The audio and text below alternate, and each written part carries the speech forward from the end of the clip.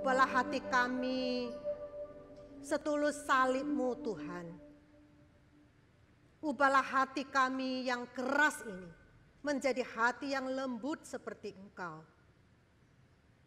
Ubahlah mata rohani kami seperti mata-Mu yang terus memandang salib. Ubahlah pikiran kami untuk boleh seturut dengan pikiran Kristus. Biarlah kami sebagai anak-anak Tuhan di dalam kehidupan kami untuk terus boleh berjalan seiring dengan apa yang Tuhan berikan bagi kami. Tuhan, kiranya kami di tempat ini, hati dan pikiran kami juga ada di tempat ini. Pakailah hamba-Mu urapi boleh menjadi berkat buat setiap kami yang hadir pada pagi hari ini. Supaya setelah ibadah selesai kami betul-betul boleh menerapkan firman-Mu di dalam kehidupan kami. Terima kasih Tuhan. Sembunyikan dia di bawah salib Kristus supaya nama-Mu dapat dipermuliakan. Di dalam nama Yesus kami berdoa. Amin.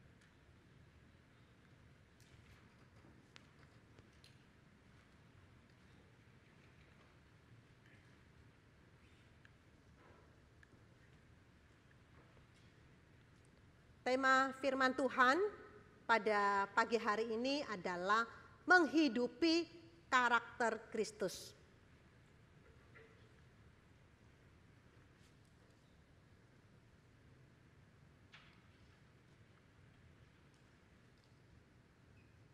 Mari kita membuka firman Tuhan di dalam Kolose pasal 3 ayat 12 sampai 13.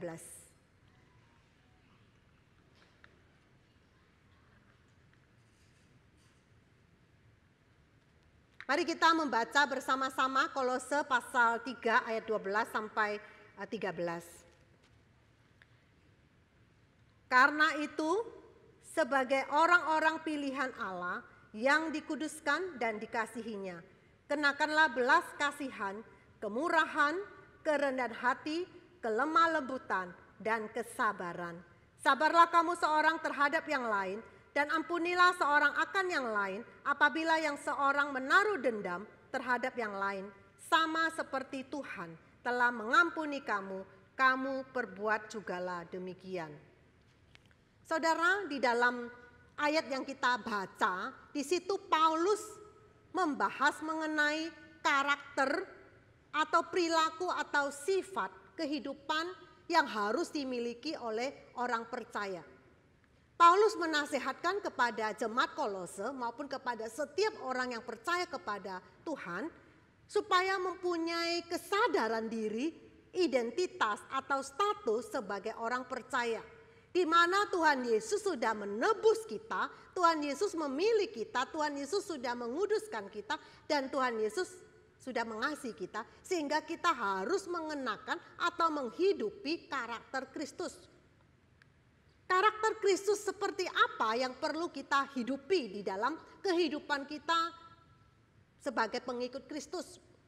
Di dalam ayat 12 dan ayat 13 yang sudah kita baca, yaitu di ayat 12, karakter Kristus yang harus kita hidupi adalah belas kasihan, kemurahan, kerendahan hati, kelemah lembutan, kesabaran. Ayat 13, sabarlah dan mengampuni. Khusus pada hari ini kita akan membahas mengenai karakter sabar dan mengampuni.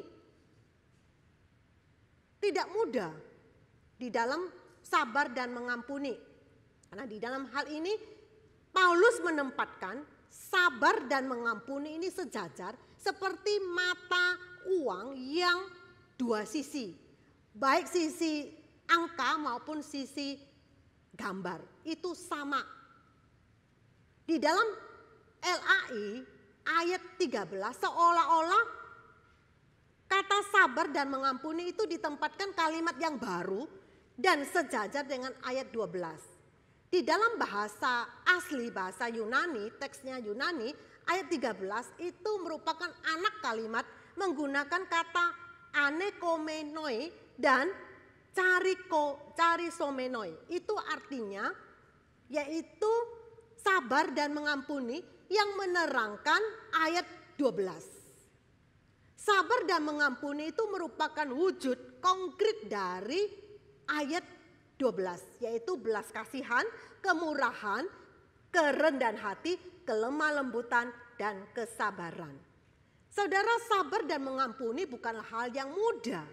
Itu seperti teori dan praktek.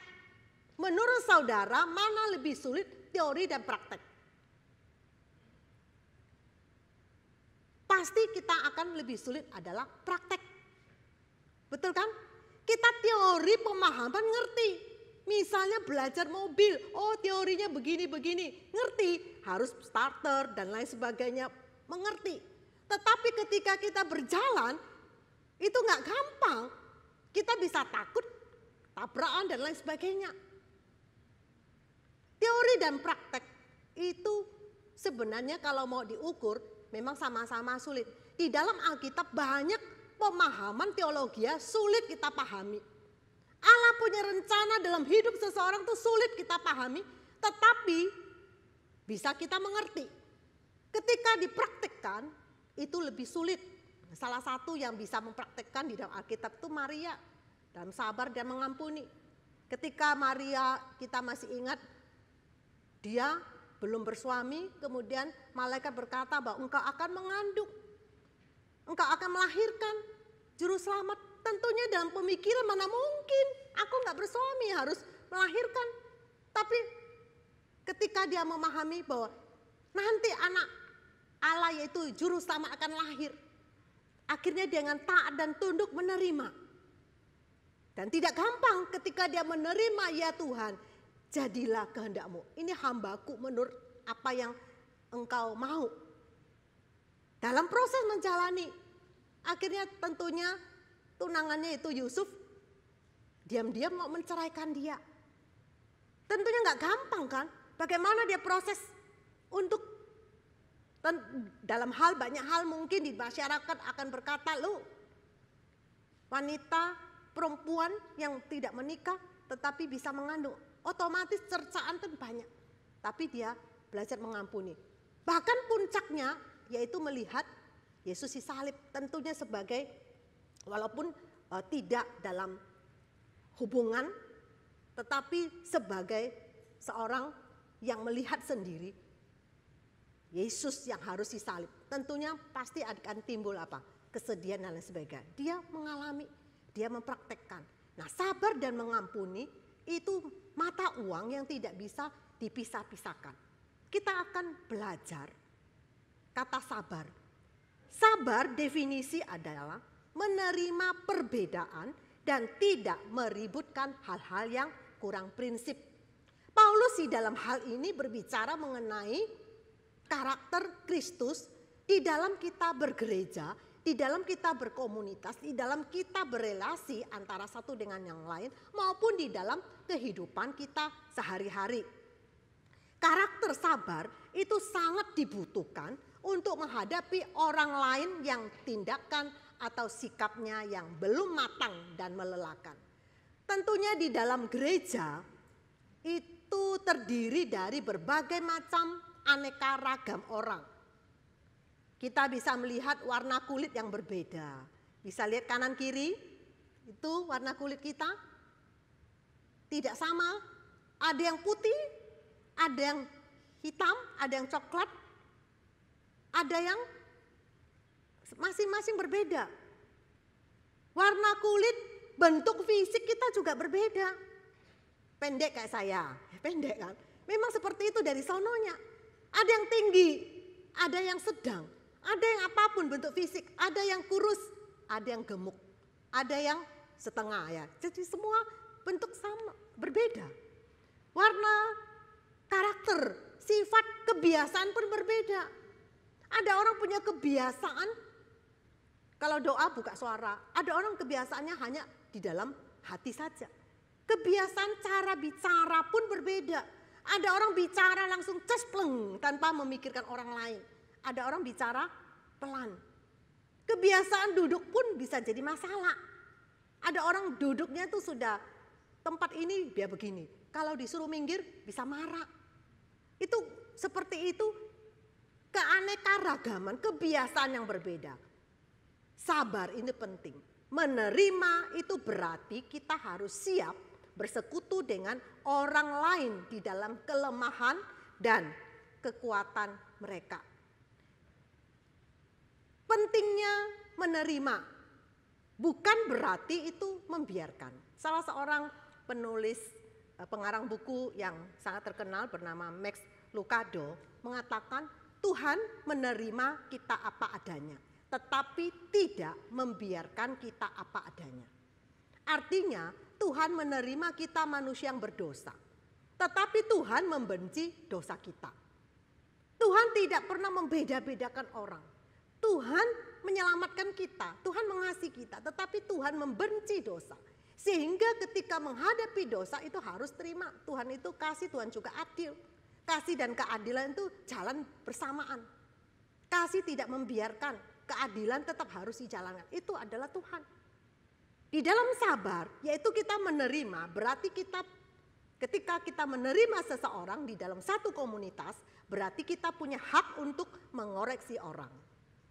Salah satu di Alkitab contohnya yaitu di Galatia pasal 2 ayat 11 sampai 14. Ketika Paulus melihat Petrus dalam kelakuan yang tidak sesuai dengan Injil, yaitu dia dikatakan oleh Paulus itu dianggap seorang munafik, dalam arti dia bersama dengan orang-orang yang tidak bersunat, makan bersama, ketawa bersama mungkin.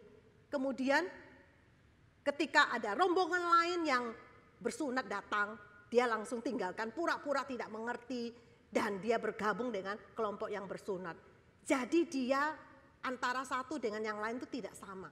Sehingga Paulus melihat itu tidak benar. Paulus mengoreksi, Paulus menegur Petrus. Menerima itu berarti siap dikoreksi. Ketika kita menerima orang lain, berarti kita bisa mengoreksi orang lain. Memang tidak mudah di dalam kita mengoreksi orang lain. Belum tentu orang lain itu setuju, belum tentu orang lain itu terima. Sama seperti perjaman itu berbeda. Waktu zaman 90-an ya, jadi waktu ingat 90-an itu, orang lahir tahun 90-an itu beda. Sekarang orang lahir tahun 2000-an berbeda. Cara pun berbeda, style pun berbeda, gaya pun berbeda, semua berbeda.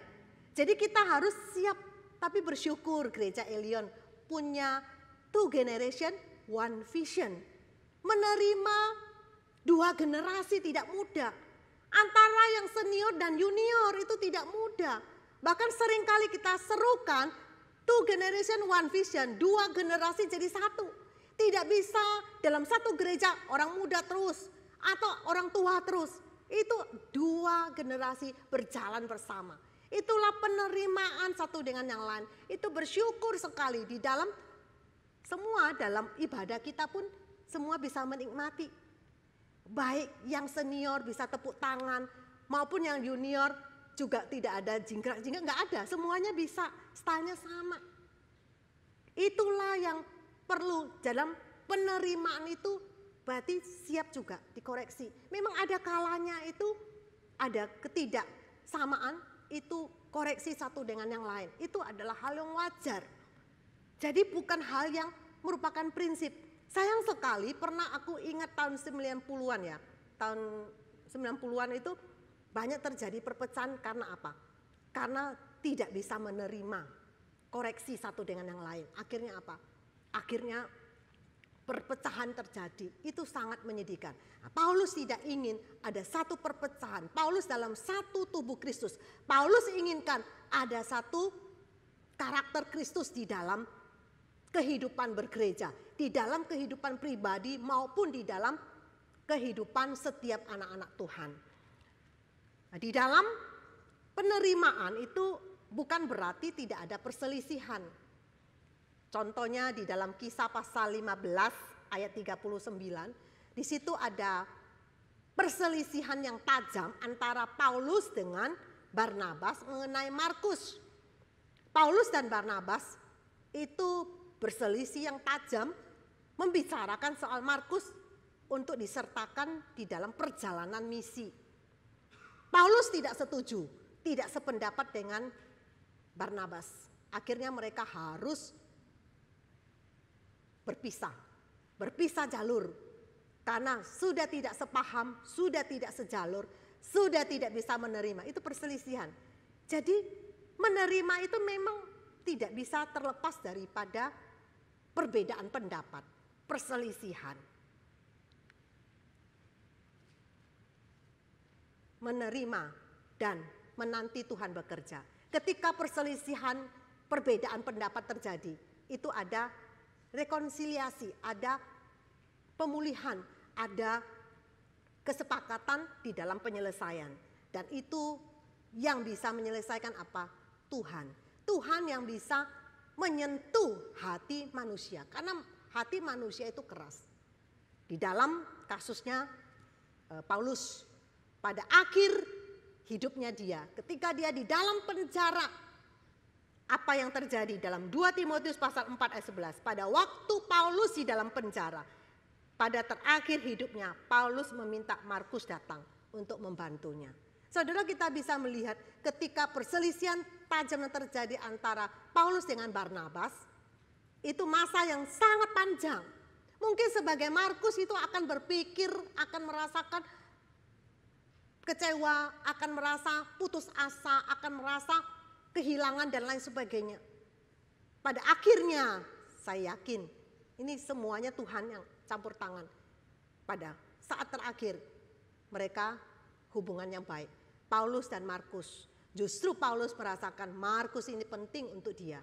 Jadi di dalam kesabaran, menerima satu dengan yang lain, memang butuh satu proses. Tuhan yang bekerja, menanti Tuhan yang bekerja. Sudahkah kita menerima orang lain dengan segala kelemahan dan kelebihannya?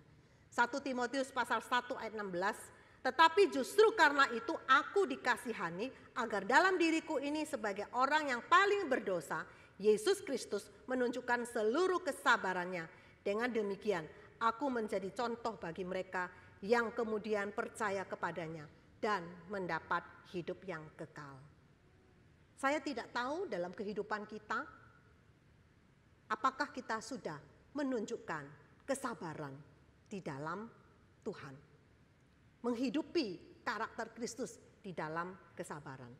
Kita akan melihat yang kedua, yaitu karakter mengampuni. Definisi atau akar katanya itu adalah dalam bahasa Inggris itu menggunakan dua kata, yaitu forgiving dengan forgetting. Forgiving itu memaafkan, forgetting itu melupakan. Ada perbedaan antara forgiving dengan forgetting atau forgive dengan forgetting. Apa yang menjadi perbedaan? Perbedaan yaitu memaafkan atau forgiving itu adalah orang yang mudah memberi maaf dan tidak menyimpan dendam terhadap orang yang bersalah kepada kita. Tidak menunggu orang minta maaf, sudah hatinya memaafkan orang. Ketika melihat kesalahan orang, ketika melihat tindakan orang yang bersalah kepada kita, itu hatinya sudah memaafkan. Yes, cincai, sudah nggak perlu dipikirkan. Bagaimana dengan kata melupakan? Kata melupakan itu yaitu hanya sekejap. Melupakan kejadian yang menyakitkan sebagai masa lalu yang membawa kenangan. Mungkin ada sesuatu yang satu kejadian yang membuat dia marah, membuat dia mangkel, membuat dia emosi, membuat dia campur baur. Satu kejadian. Akhirnya dia bisa melupakan. Tapi belum tentu memaafkan. Orang yang melupakan sama orang yang memaafkan belum tentu. Karena nanti satu kejadian itu muncul, ada sesuatu hal yang baru muncul, akan menimbulkan ingat kembali. dia akan marah kembali. Nah, itulah yang disebut melupakan. Tapi di dalam Paulus menggunakan kata mengampuni di sini, forgiveness, memaafkan. Berarti orang yang betul-betul memaafkan orang yang bersalah kepada kita. Kata mengampuni berasal dari bahasa aslinya yaitu melepaskan. Sesuatu yang menjadi pegangan kita, kita lepas. Sesuatu yang menjadi ganjalan dalam diri kita itu melepas, artinya melepas. Dalam Alkitab, Tuhan Yesus itu menggambarkan mengampuni itu seperti hutang piutang. Di dalam Matius pasal 18 ayat 21 sampai 35. Alkitab menggunakan kata hutang piutang menghubungkan pengampunan. Di dalam Matius pasal 18 ayat 21 sampai 35 itu membicarakan ketika Petrus bertanya kepada Tuhan Yesus, ada berapa kali aku harus mengampuni orang yang bersalah kepada kita? Apakah 7 kali? Tuhan Yesus bilang, bukan. 70 kali 7 kali. Berapa kali? Tidak bisa dihitung. Bayangkan 70 kali 7 kali. Lalu Tuhan Yesus memberikan perumpamaan. Perumpamaan adalah seorang raja yang memperhadapkan di mana ada hamba yang berhutang 10.000 talenta. Nah, hamba ini mau diadili dan disuruh membayar hutangnya. Harus membayar. Bagaimana caranya? Raja minta hamba ini harus membayar. Kemudian hamba ini datang kepada raja, berkata, "Raja, kasihanilah saya nggak bisa membayar begitu besar." Kemudian raja terharu melihat hambanya yang memohon belas kasihan. Lalu rajanya ini berkata, "Wes, hutangmu tak bebaskan, tak lepaskan. Jadi kamu tidak hutang sama sekali. 10.000 talenta sudah tak hapus." Senang nggak? Senang. Sebagai hamba yang utangnya banyak kemudian dibebaskan tanpa harus membayar. Waduh, luar biasa. Lalu hamba ini pulang. Dan ada orang yang hutang hanya 100 talenta kepada hamba ini. Lalu hamba ini marah. Orang yang hutang 100 ini. Dia cekik. Kemudian dipenjarakan. Sampai disiksa. Dituntut harus membayar. Nah, orang-orang melihat ini enggak beres. Lalu lapor kepada raja. Begitu raja tahu, lalu raja itu marah. Memanggil hamba ini dan berkata, "Engkau tidak tahu tak? Utangmu 10.000 talenta sudah saya lunaskan. Tetapi orang lain yang hutang sama kamu hanya 100 dinar. Itu berapa persen daripada hutang tersebut? Engkau menyiksa seperti itu." Lalu raja marah dan orang tersebut dimasukkan penjara dan disuruh lunasi. Jadi Tuhan itu menggambarkan seperti itu. Mengampuni berarti memaafkan, benar-benar memaafkan. Sangat penting karakter mengampuni. Mengampuni itu dibutuhkan ketika menghadapi orang lain yang bersalah kepada kita secara langsung. Paulus di sini membahas bahwa karakter Kristus di dalam mengampuni ini sangat penting. Karena memaafkan terhadap mereka yang menyakiti secara pribadi. Mengampuni itu tidak sama dengan bodoh. Tetapi mengampuni itu artinya itu tidak membalas dendam. Ketika orang bersalah kepada kita, kita tidak membalas dendam. Itulah artinya mengampuni. Nah, mengampuni ini tidak hanya dibutuhkan pada waktu orang bersalah kepada kita, tetapi dibutuhkan ketika kita menghadapi seseorang yang menyakiti orang lain. Mengampuni yang terus-menerus berlanjut tanpa lelah. Memang tidak mudah di dalam kita mempraktekkan dalam hidup kita mengampuni orang, baik terhadap orang yang bersalah maupun terhadap orang lain yang bersalah kepada orang lain. Karakter mengampuni itu penting di dalam kehidupan kita, baik pribadi kita masing-masing di dalam bergereja maupun di dalam kehidupan di luar gereja. Kristus sudah menempatkan karakter mengampuni itu hal yang penting, karena Tuhan tidak hanya menetapkan satu pola untuk engkau harus mengampuni, engkau tidak mendendam, tetapi Tuhan sudah menjadi teladan di dalam mengampuni. Dalam praktek yaitu di kayu salib. Ketika di kayu salib, Tuhan Yesus dalam ucapan pengampunan berkata, ampunilah mereka yang tidak tahu apa yang mereka perbuat. Tuhan Yesus tidak hanya mengajar, tetapi Tuhan Yesus menjadi contoh. Jadi Tuhan Yesus ingin kita sebagai identitas, status kita sebagai orang percaya untuk belajar mengampuni. Karena proses kita di dalam mengiringi Tuhan, dalam proses belajar untuk menjadi pengikut Kristus yang sejati, menjadi murid Kristus yang sejati, kita harus belajar mengampuni. Mengampuni itu berarti kita mengerti kasih Kristus kepada kita.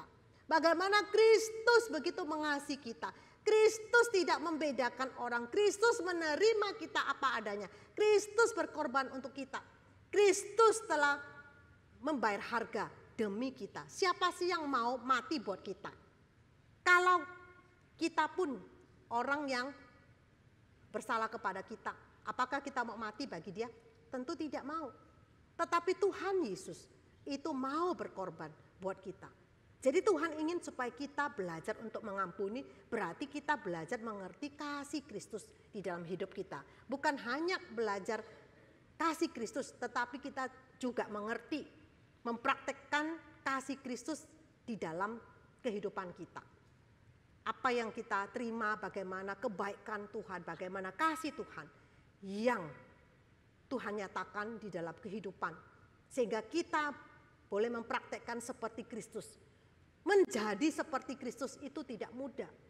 Karakter seperti Kristus itu terus sampai kapan kita harus menjalani dan memiliki karakter mengampuni. Sampai Tuhan datang kedua kali. Sampai kita berjumpa dengan Tuhan. Itulah yang harus kita terima dan memang tidak mudah.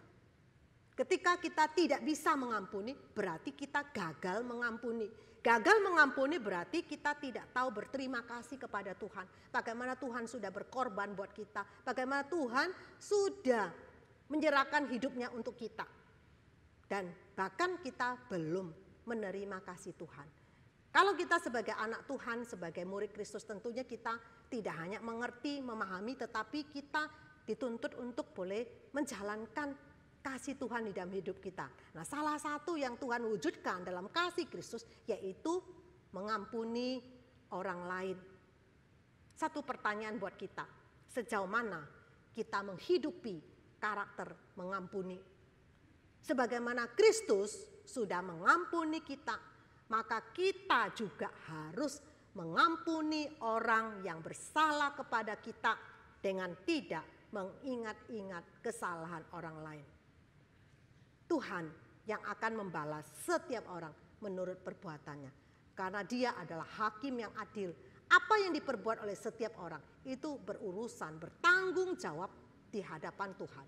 Dan pada akhirnya, pada pengadilan terakhir Tuhan akan mengampuni. Saudara, dalam hidup kita, keseharian kita memang tidak mudah di dalam kita mempraktekkan. Tetapi Tuhan ingin kita mempraktekkan. Nah, salah satu saya ingin sharingkan, bersyukur bahwa gereja Elon Satelit bisa melayani di persekutuan di Medaeng. Bagian kita setiap Selasa. Dulu sebelum pandemi kita hari Senin langsung ke tempat, dan karena pandemi kita pakai Zoom. Nah, setelah firman selesai biasanya ada sharing. Salah satu orang yang sharing dia cerita bagaimana dia seorang yang tidak bisa mengampuni. Seorang yang betul-betul dia katakan marah karena dia dimasukkan di dalam sel. Dia marah sekali dan setiap hari dia hitung. Dia mari gini, aku harus melakukan ini, dia akan balas dendam. Dia sudah berkata, kalau setelah aku keluar, aku akan balas dendam. Dia sudah catat semua kesalahan orang lain yang masukkan dia di dalam penjara itu dia catat dan dia katakan aku harus melakukan A, B, C sampai dia bilang dia punya catatan dan dia tulis dan dia hidupnya itu rasanya tidak bisa mengampuni sampai prosesnya itu 3 tahun ya dia masuk sana 3 tahun dan dia berkata setiap hari itu dia ingat dia marah sekali.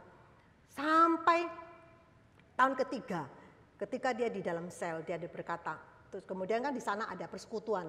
Persekutuan kan setiap hari, boleh katakan persekutuan yang terus menguatkan setiap mereka. Salah satu firman Tuhan dan ingatkan ke dia bahwa kasih Tuhan dalam hidup dia. Bagaimana Tuhan berkorban. Ketika dia memahami betapa besar kasih Tuhan dalam kehidupan dia.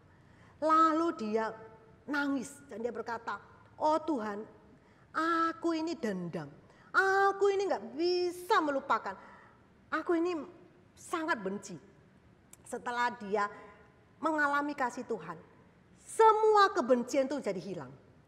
Setiap hal yang ingin dia kerjakan setelah keluar, dia sudah berkata, nanti aku akan matikan orang ini, nanti aku akan buat dia begini, semua dia coret satu-satu dia hapus semua dan dia isi apa? Untuk belajar apa? Belajar sabar. Dia isi belajar mengampuni. Setiap kalimat yang dia katakan hal-hal yang tidak baik, dia tulis gantikan. Aku sudah mengampuni, Tuhan Yesus sudah mengampuni saya harus mengampuni orang lain. Dia ganti kalimat itu sampai membuat dia berkata, saya betul-betul ketika saya berkata, Tuhan aku melepaskan segala dendamku. Disitulah Tuhan memberikan kelegaan buat dia. Dan dia berkata, terima kasih Tuhan. Teman-temannya juga lihat ada satu perubahan. Karena waktu dia masuk, sampai selama 3 tahun dia di situ, terus gak tahu sampai berapa lama dia di sana. Semua orang lihat dia itu, mukanya itu ngamuk. Mukanya itu rasanya itu gak ada senyum sama sekali. Tetapi ketika dia berjumpa mengalami pertobatan di sana, hati penuh sukacita, dia bisa sabar. Dulu katanya sampai kata-kata kotor yang keluar, sekarang kata-kata berkat yang dia utarakan. Sama dia rasanya dia berkata, hidupku itu berbeda. Setelah saya mengalami Tuhan begitu mengasihi saya, itu berbeda sekali. Biarlah Tuhan yang mengadili, Tuhan yang bekerja di dalam segala apa yang dia alami, dia serahkan kepada Tuhan. Bahkan dia katakan dia bisa berdamai. Berdamai dengan Tuhan dan berdamai dengan orang-orang yang menyakiti dia. Bahkan anaknya juga benci. Siapa sih anak yang mau kasih label anak dari yang sudah dipenjara? Anak dan istri itu marah besar. Tidak mau mengampuni. Dan karena apa? Karena melihat kelakuan suaminya ini. Melihat kelakuan papanya ini.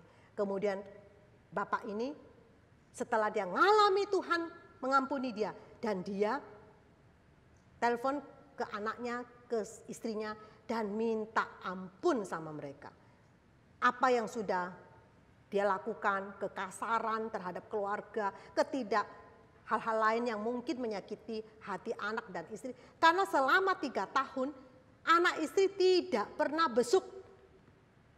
Tidak mau terima telepon. Tidak mau urusan sama bapaknya ini.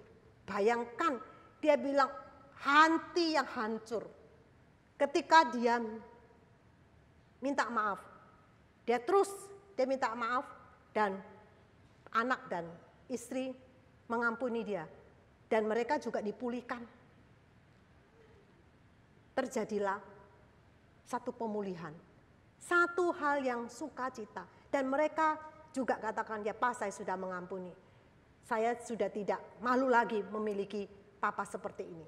Tetapi Papa harus benar-benar berubah. Dia sampai tidak mau mengakui ketika orang tanya, siapa bapakmu? Bapakku sudah mati, padahal papanya ada kan. Tetapi dia berkata, setelah saya mengampuni Papa, saya tetap orang-orang berkata, papamu di mana? Dia tidak pernah malu, dia bilang, papaku karena kesalahan dia dimasukkan di penjara. Dia berani ngomong seperti itu, karena apa?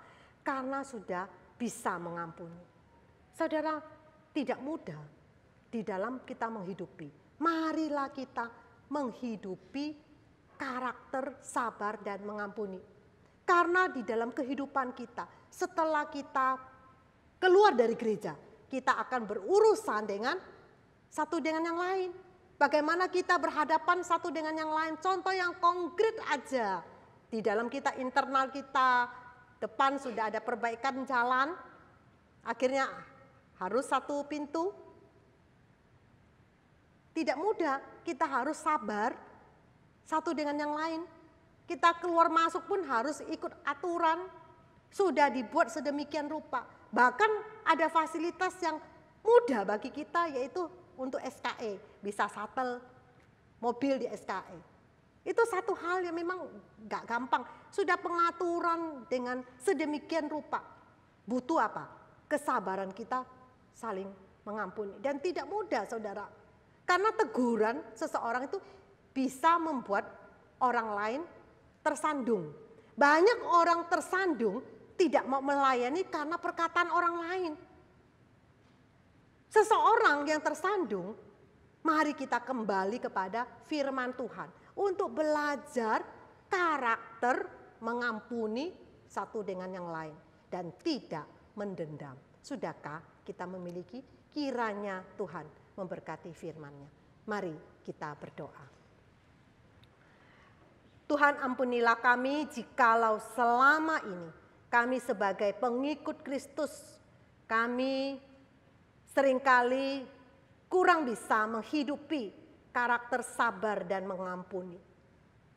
Oleh sebab itu Bapa, ampunilah kami, biarlah firman-Mu terus boleh mengingatkan kepada kami untuk bertumbuh rohani secara pribadi maupun di dalam komunitas. Sehingga kami menjadi orang Kristen yang dewasa di dalam mengikut Tuhan, di dalam mengasihi Tuhan. Tuhan, tolonglah kami, banyak hal yang kami alami, biarlah kami sungguh boleh terus berjalan di dalam jalannya Tuhan. Tuhan, kami mohon supaya Tuhan simpan firman-Mu dan Tuhan memampukan kami untuk menerapkan di dalam kehidupan kami. Terima kasih Bapa, terpujilah nama-Mu, di dalam nama Yesus kami berdoa. Amin.